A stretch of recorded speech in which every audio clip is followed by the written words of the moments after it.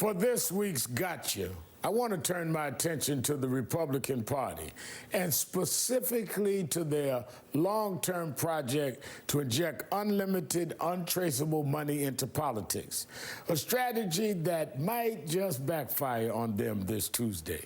It all started a full decade ago when the conservative justices on the 2010 Supreme Court ruled in Citizens United that money was equivalent to speech in the eyes of the Constitution, essentially enshrining the idea that those with more money should have a bigger voice.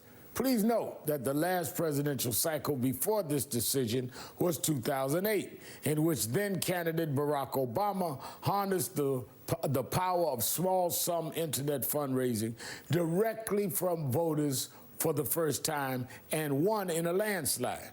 But such power exercised by the people wasn't allowed to stand.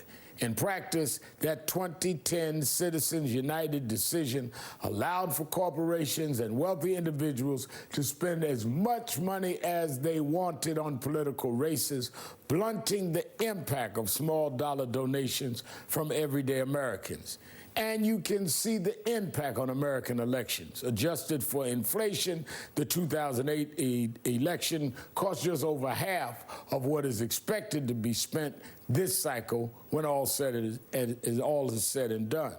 While wealthy donors can give to both Democrats and Republicans, it is only the Democratic Party that has made any serious effort to change the status quo. Their campaign finance reform bills are still languishing in the Republican-controlled Senate, never to become law.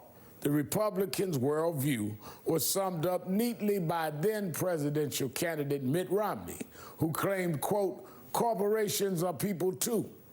During his failed campaign against President Obama in 2012, he said that. Of course, Romney lost in a landslide in that election. I guess not enough corporations voted for him, but the Republican view of campaign finance was made clear in that campaign. Unfortunately for the GOP, it stands to reason that if corporations are people, some people are as powerful as the corporations, like former New York City Mayor Michael Bloomberg, who built a multi-billion-dollar media empire and now is using his considerable wealth for Democratic candidates, spending sums on state and local races that Republican opponents cannot hope to match. While in the presidential race, Donald Trump, who likes to pretend he has the kind of wealth Bloomberg wields, is quickly running out of money in the crucial final days of the election.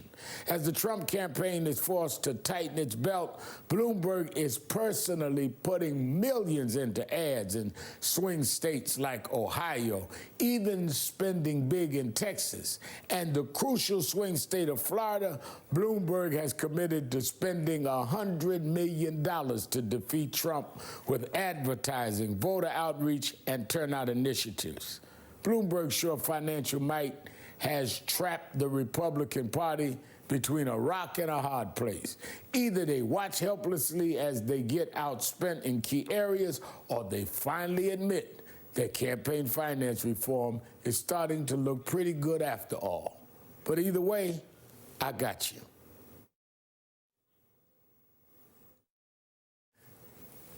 President Trump is speaking ahead of a rally in Hickory, North Carolina. Let's listen in.